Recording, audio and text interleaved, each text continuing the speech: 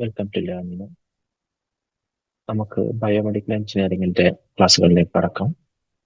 ഇന്ന് നമ്മൾ നോക്കാൻ പോകുന്നത് ബയോ കെമിക്കൽ ഇലക്ട്രോഡ്സിനെ കുറിച്ചിട്ടാണ്. ബയോ കെമിക്കൽ ഇലക്ട്രോഡ്സിനെയാണ് ബയോ സെൻസേഴ്സ് എന്നുകൊണ്ട് പറയപ്പെടുന്നത്. ഈ ഒരു ബയോ കെമിക്കൽ ഇലക്ട്രോഡ്സ് വർക്ക് എങ്ങനെയാണെന്ന് വെച്ച് കഴിഞ്ഞാൽ അതിലൊരു എന്തായാലും ഒരു ബയോളജിക്കൽ സെൻസിങ് എലമെന്റ് ഉണ്ടായിരിക്കും. അതിന്റെ കൂടെ തന്നെ ഒരു ബയോ കെമിക്കൽ ട്രാൻസ്ഡ്യൂസർ ഉണ്ടായിരിക്കും. നമുക്കിപ്പോൾ ഒരു ബയോളജിക്കൽ സാമ്പിൾ ഉണ്ടെന്നുണ്ടെങ്കിൽ ആ സാമ്പിളിലുള്ള ഒരു സ്പെസിഫിക് സബ്സ്റ്റൻസ് അല്ലെങ്കിൽ സ്പെസിഫിക് സബ്സ്ട്രേറ്റ് നമ്മൾ എന്താണ് അതിന്റെ ക്വാളിറ്റിയും ക്വാണ്ടിറ്റി ഒക്കെ അനലൈസ് ചെയ്യാൻ വേണ്ടിയിട്ടാണ് നമ്മൾ ബയോകെമിക്കൽ ഇലക്ട്രോഡ്സ് യൂസ് ചെയ്യുന്നത്. അപ്പൊ നമ്മുടെ ആ സാമ്പിളിലുള്ള ഒരു സ്പെസിഫിക് സബ്സ്റ്റൻസിനെ നമ്മൾ എന്ത് ചെയ്യണം, ഡിറ്റക്ട് ചെയ്യണം. അത് എത്ര ക്വാണ്ടിറ്റി ഉണ്ട് നമുക്ക് അനാലിസിസ് നടത്താം. അപ്പൊ നമ്മൾ എന്ത് ചെയ്യും, ഒരു കെമിക്കൽ ഒരു എലമെന്റ് നമ്മൾ യൂസ് ചെയ്യും. ആ ഒരു കെമിക്കൽ എലമെന്റ് ഇതുമായിട്ട് റിയാക്ട് ചെയ്ത് ഒരു കെമിക്കൽ റിയാക്ഷൻ സംഭവിച്ചിട്ട് എന്ത് ചെയ്യും, അല്ലെങ്കിൽ ഇലക്ട്രിക്കൽ പ്രോപ്പർട്ടീസോ അതല്ലെങ്കിൽ അതിന്റെ ഒപ്റ്റിക്കൽ പ്രോപ്പർട്ടീസോ ചേഞ്ച് ആവും. ഇതാണ് നോർമലി ഒരു ബയോകെമിക്കൽ ഇലക്ട്രോഡ്സ് എന്ന് പറയുന്നത്. ബയോകെമിക്കൽ ഇലക്ട്രോഡ്സ് എന്ന് പറഞ്ഞാൽ ഓൾസോ കോൾഡ് ബയോ സെൻസേഴ്സ് ആണ്. ഒരു ബയോളജിക്കൽ സെൻസിങ് എലമെന്റും ഉണ്ടായിരിക്കും, അതേപോലെ തന്നെ ഒരു ഇലക്ട്രോ കെമിക്കൽ ട്രാൻസ്ഡ്യൂസേഴ്സ് ഉണ്ടായിരിക്കും. ഇതെന്താ വെച്ചാൽ നമ്മളെ ബയോളജിക്കൽ സാമ്പിളുള്ള ഒരു കെമിക്കൽ സബ്സ്റ്റൻസിനെയാണ് ഇത് മെഷർ ചെയ്യുന്നതെങ്കിൽ അത് എത്രത്തോളം ക്വാണ്ടിറ്റി ഉണ്ട് അനാലിസിസ് നടത്താൻ വേണ്ടിയിട്ടൊക്കെയാണ് നമ്മളിവിടെ ഇത് ചെയ്യുന്നത്. സോ ഈ കെമിക്കൽ റിയാക്ഷനിലൂടെ എന്ത് സംഭവിക്കും, അതിൽ ഇലക്ട്രിക്കൽ പ്രോപ്പർട്ടിക്കോ അതിൽ ഓപ്റ്റിക്കൽ പ്രോപ്പർട്ടീസ് ഒക്കെ ചേഞ്ചസ് വരും. ഈ ചേഞ്ചസ് ആണ് നമ്മൾ അനാലിസിസ് നടത്തിയിട്ട് എന്ത് ചെയ്യുന്നത്, ആ ഒരു കമ്പോണന്റ് അതിൽ എത്രത്തോളം വരുന്നുണ്ട് നമ്മൾ റീഡിങ് എടുക്കുന്നത്. അപ്പോൾ ഇതിന് എക്സാമ്പിൾ ആയിട്ട് പറയുന്നതെങ്കിൽ എൻസൈം ബേസ്ഡ് ബയോ സെൻസേഴ്സ് ആണെന്നുണ്ടെങ്കിൽ എന്ത് ചെയ്യും, നമ്മുടെ ആ ഒരു എൻസൈം ആ ഒരു അനാലിസിസ് നടക്കാനുള്ള സാമ്പിളിലേക്ക് ആഡ് ചെയ്യുമ്പോൾ ഈ എൻസൈമും നമ്മുടെ സ്പെസിഫിക് സബ്സ്ട്രേറ്റും തമ്മിൽ എന്ത് ചെയ്യും, കെമിക്കൽ റിയാക്ഷൻ സംഭവിക്കും. ആ കെമിക്കൽ റിയാക്ഷൻ എന്ത് ചെയ്യും, ഒരു ഇലക്ട്രിക്കൽ ചേഞ്ച് മെഷറബിൾ റീഡിംഗ് ആയിട്ട് നമ്മൾ അതിന്റെ ഔട്ട്പുട്ട് എടുക്കുകയാണ് ചെയ്യുന്നത്. സോ ഇതാണ് ബയോകെമിക്കൽ ഇലക്ട്രോഡ്സിന്റെ ഒരു ബേസിക് ഫംഗ്ഷൻ എന്ന് പറയുന്നത്. അതിന്റെ കമ്പോണൻസ് എന്ന് പറഞ്ഞാൽ ഒരു ബയോളജിക്കൽ സെൻസിങ് എലമെന്റ് നമ്മൾ എൻസൈമോ ആന്റിബോഡി അല്ലെങ്കിൽ ന്യൂക്ലിക് ആസിഡോ മൈക്രോ ഓർഗാനിസമോ അതുപോലെ തുടങ്ങിയ എലമെന്റ് എന്തായിരിക്കും, നമ്മുടെ ടാർഗറ്റ് സബ്സ്റ്റൻസുമായിട്ട് കെമിക്കൽ റിയാക്ഷൻ സംഭവിക്കുന്ന രീതിയിലായിട്ടുള്ള ബയോളജിക്കൽ സെൻസിങ് എലമെന്റ് ഉണ്ടായിരിക്കും. ഈ ഒരു എലമെന്റ് എന്താണ്, മറ്റുള്ളവയുമായിട്ടൊന്നും റിയാക്ഷൻ സംഭവിക്കില്ല. നമ്മൾ ഏതിനാണോ നമുക്ക് അനാലിസിസ് നടത്തേണ്ടത് ആ എലമെന്റുമായിട്ട് മാത്രമേ ഈ ഒരു ബയോളജിക്കൽ സെൻസിങ് എലമെന്റ് ഉള്ള എൻസൈം അല്ലെങ്കിൽ ആന്റിബോഡി ഒക്കെ reaction സംഭവിക്കുന്നുണ്ടായിരിക്കും.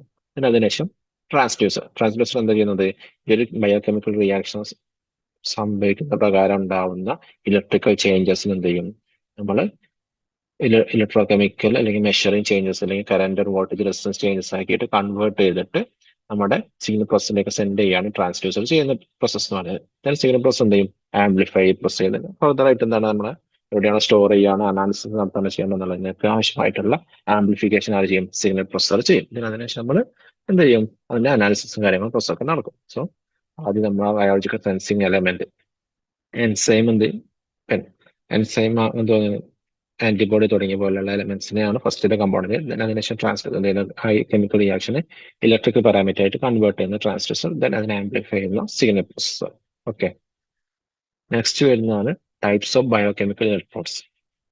Normally 4 type biochemical electrodes. ഒന്ന് ആംബിയോമെട്രിക് ബയോസെൻസേഴ്സ്. നെയിം ഇൻഡിക്കേറ്റ് ചെയ്യുന്ന പോലെ ആംബിയോമെട്രിക് എന്ന് പറയുമ്പോൾ എന്തായിരിക്കും, അതിന്റെ മെഷറിംഗ് ഔട്ട്പുട്ട് എന്തായിരിക്കും, കറന്റ് ആയിരിക്കും. അപ്പൊ ആ റിയാക്ഷൻ സംഭവിക്കുന്ന ഓക്സിഡേഷൻ റിഡക്ഷൻ സംഭവിക്കുന്ന പ്രകാരം ഉണ്ടാവുന്ന കറന്റ് പ്രൊഡ്യൂസ് ചെയ്യുന്ന കറന്റ് ആണ് നമ്മൾ അനാലിസിസ് നടക്കുന്നത്. അപ്പം പൊട്ടൻഷ്യോമെട്രിക് മെഷർ സെൻസർ ഇതായിരിക്കും, അതിന്റെ വോൾട്ടേജ് കെമിക്കൽ റിയാക്ഷൻ പ്രകാരം ഉണ്ടാവുന്ന വോൾട്ടേജ് ആയിരിക്കും ഇലക്ട്രോഡ് വഴി നമ്മൾ പുറത്തേക്ക് എടുക്കുന്നത്. കണ്ടക്ടോമെട്രിക് ബയോസെൻസർ, അതിന്റെ ചേഞ്ചസ് ഓഫ് കണ്ടക്ടിവിറ്റി, നമ്മുടെ സൊല്യൂഷന്റെ കണ്ടക്ടിവിറ്റി ചേഞ്ചസ് വരുന്നു, നമ്മൾ അത് ഡിറ്റക്ട് ചെയ്യാൻ വേണ്ടി യൂസ് ചെയ്യുന്ന സെൻസസ് ആണ് കണ്ടക്ടോമെട്രിക് ബയോസെൻസേഴ്സ് ആണ്. അടുത്ത ഒപ്റ്റിക്കൽ സെൻസിങ്. ഈ ഒരു റിയാക്ഷൻ സംഭവിക്കുന്ന പ്രകാരം എന്ത് സംഭവിക്കും, അതിന്റെ ലൈറ്റിനെ കടത്തിവിടാനുള്ള അല്ലെങ്കിൽ അതിന്റെ റിഫ്ലക്ടിവിറ്റി ഒക്കെ ചേഞ്ചസ് വരും. ഈ പ്രോപ്പർട്ടി യൂട്ടിലൈസ് ചെയ്തുകൊണ്ട് നമുക്ക് എന്ത് ചെയ്യാം, അത് ലൈറ്റിന് അനാലിസിസ് നടത്താൻ പറ്റും. അതിനാണ് ഒപ്റ്റിക്കൽ ബയോസെൻസേഴ്സ്.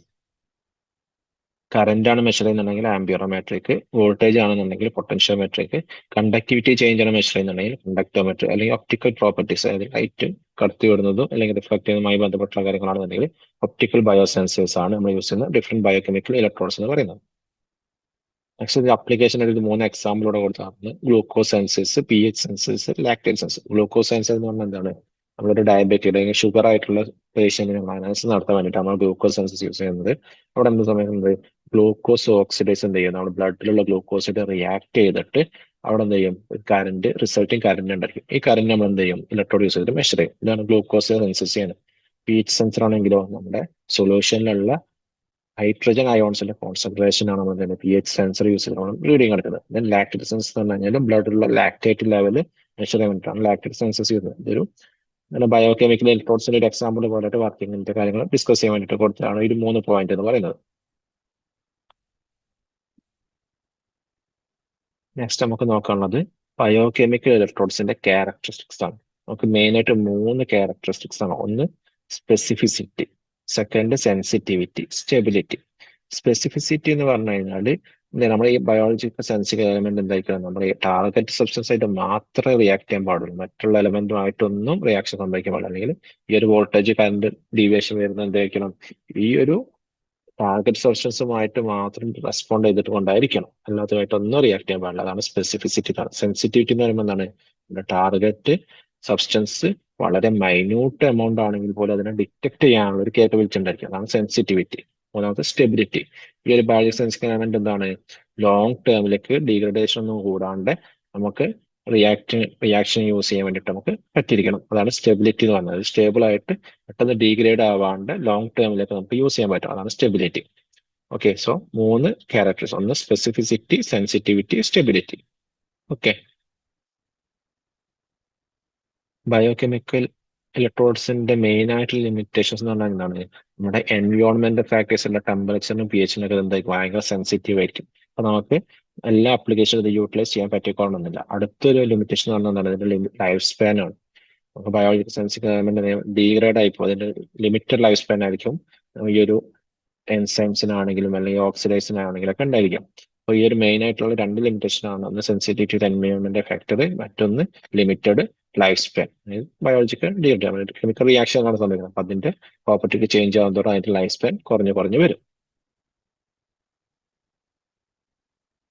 ബയോമെഡിക്കൽ ഇൻഡസ്ട്രീസിൽ ഇലക്ട്രോ പൊട്ടൻഷ്യലും അതുപോലെ തന്നെ ഇലക്ട്രോ കെമിക്കൽ ഇലക്ട്രോഡ്സ് അല്ലാണ്ട് കോമൺ ആയിട്ട് യൂസ് ചെയ്യുന്ന മറ്റ് ഇലക്ട്രോഡ്സ് ആണ് electrolytic electrodes, defibrillatory electrodes, polarisable and non polarisable electrodes. Electrolytic electrodes എന്ന് പറഞ്ഞാൽ നമ്മൾ ഇലക്ട്രോളിസിന് വേണ്ടി യൂസ് ചെയ്യുന്നത്. അതായത് ഇലക്ട്രിക്കൽ എനർജി എന്ത് ചെയ്യും, കെമിക്കൽ റിയാക്ഷനായിട്ട് കൺവേർട്ട് ചെയ്യുന്ന ഇലക്ട്രോഡ്സ് ആണ് ഇലക്ട്രോലിറ്റിക് ഇലക്ട്രോഡ്സ് എന്ന് പറയുന്നത്. വാട്ടർ ഇലക്ട്രോളിസിസിലൊക്കെ വരുന്ന പ്രോസസ്സ്. അതായത് വാട്ടർ ഇലക്ട്രോളിസ് ആണ് വാട്ടറിന് ഹൈഡ്രജൻ ഓക്സിജൻ ആയിട്ട് കൺവേർട്ട് ചെയ്യാൻ വേണ്ടിയിട്ട് നമ്മൾ പ്രോസസ് ആണ് വാട്ടർ ഇലക്ട്രോളിസിസ് എന്ന് പറയുന്നത്. അവിടെ എന്താ സംഭവിക്കുന്നത്, നമ്മൾ ഇലക്ട്രിക് എനർജി കൊടുത്തിട്ട് ഒരു കെമിക്കൽ റിയാക്ഷൻ നടത്തുന്നത്. അപ്പൊ ഇങ്ങനത്തെ ഇലക്ട്രോഡ്സ് ആണ് ഇലക്ട്രോലൈറ്റിക് ഇലക്ട്രോഡ്സ് ആണ്. ദെൻ ഡീഫിബ്രിലേറ്റർ ഇലക്ട്രോഡ്സ്, അതായത് നമ്മൾ മെഡിക്കൽ എമർജൻസിയിൽ ഒക്കെ എന്താണ്, നമ്മുടെ ഹാർട്ടിലേക്ക് ഒരു ഔട്ട്സൈഡിൽ നിന്ന് ഒരു ഇലക്ട്രിക്കൽ ഷോക്ക്, അതായത് ഇപ്പൊ ഹാർട്ട് അറ്റാക്ക് ഒക്കെ വരുന്ന സമയത്ത് നമ്മൾ ഫിലിമിലൊക്കെ കാണുന്ന പോലെ ആ ഒരു പ്രസ് ചെയ്യുന്ന സംഭവമുണ്ടല്ലോ, അതാണ് ഡീഫിബ്രിലേറ്റർ എന്ന് പറയുന്നത്. ഇവിടെ നിന്ന് ഒരു എക്സ്റ്റേണൽ ഷോക്ക് കൊടുക്കുന്ന ഇലക്ട്രോഡ്സ് ആണ് ഡീഫിബ്രിലേറ്റർ ഇലക്ട്രോഡ്സ് ആണ്. കാർഡിയാക് അറസ്റ്റ് ഒക്കെ സംഭവിക്കുന്ന സമയത്ത് നമ്മൾ ഹാർട്ടിലേക്ക് ഒരു ഷോക്ക് കൊടുക്കുന്ന പ്രോസസ്സിന് വേണ്ടി നമ്മൾ യൂസ് ചെയ്യുന്ന ഇലക്ട്രോഡ്സ് ആണ് defibrillator electrodes. Next polarisable, non polarisable electrodes. ഇത് ഇലക്ട്രോഡ്സിന് ചാർജിൽ സ്റ്റോർ ചെയ്യാനുള്ള കേപ്പബിലിറ്റി അനുസരിച്ചിട്ടാണ് പോളറൈസബിൾ, നോൺ പോളറൈസബിൾ ഇലക്ട്രോഡ്സ് ഒക്കെ വന്നത്. നോൺ പോളറൈസബിൾ ഇലക്ട്രോഡ്സ് എന്ന് പറഞ്ഞാൽ അവിടെ സ്റ്റോറിംഗ് ഒന്നുമില്ല, ഒരു ടെർമിനൽ എത്രയാണ് വരുന്നത് അത് തന്നെ ആയിരിക്കും ഔട്ട്പുട്ട് ആയിട്ട് പോകുന്നത്. നമ്മുടെ സിൽവർ ഇലക്ട്രോഡ്സ് ഒക്കെ പോലെ നമ്മൾ ഇലക്ട്രോ പൊട്ടൻഷ്യലായിരുന്നു നമ്മൾ സിൽവർ ഇലക്ട്രോഡ്സ് ഒക്കെ പറഞ്ഞിട്ടുണ്ടായിരുന്നു. അത് സ്റ്റേബിൾ ആയിട്ടും കോൺസ്റ്റന്റ് ആയിട്ട് സെയിം പൊട്ടൻഷ്യൽ തന്നെ ആയിരിക്കും അവിടെ എന്ത് ചെയ്യുക, ഔട്ട്പുട്ട് ആയിട്ട് വരുന്നുണ്ടാവുക. ദെൻ നെക്സ്റ്റ് പോളറൈസബിൾ ഇലക്ട്രോഡ്സ് എന്ന് പറഞ്ഞാൽ എന്താണ്, അവിടെ ചാർജിനെ സ്റ്റോർ ചെയ്യാനുള്ള കേപ്പബിലിറ്റി ഉള്ള ഇലക്ട്രോഡ്സ് ആണ് പോളറൈസബിൾ ഇലക്ട്രോഡ്സ് ആണ്. നമ്മൾ മറ്റു ആപ്ലിക്കേഷനിൽ ഇത് എന്ത് ചെയ്യാം, സെൻസിറ്റീവ് മെഷർമെന്റിനൊക്കെ വേണ്ടി നമ്മൾ അത് നെക്സ്റ്റ് അവിടുന്ന് സ്റ്റോർ ചെയ്യാം, നെക്സ്റ്റ് ആപ്ലിക്കേഷനിലേക്ക് യൂട്ടിലൈസ് ചെയ്യാൻ വേണ്ടി യൂസ് ചെയ്യുന്ന ഇലക്ട്രോഡ്സ് ആണ് പോളറൈസബിൾ ഇലക്ട്രോഡ്സ് എന്ന് പറയുന്നത്. ഓക്കെ അല്ലേ? Thank you.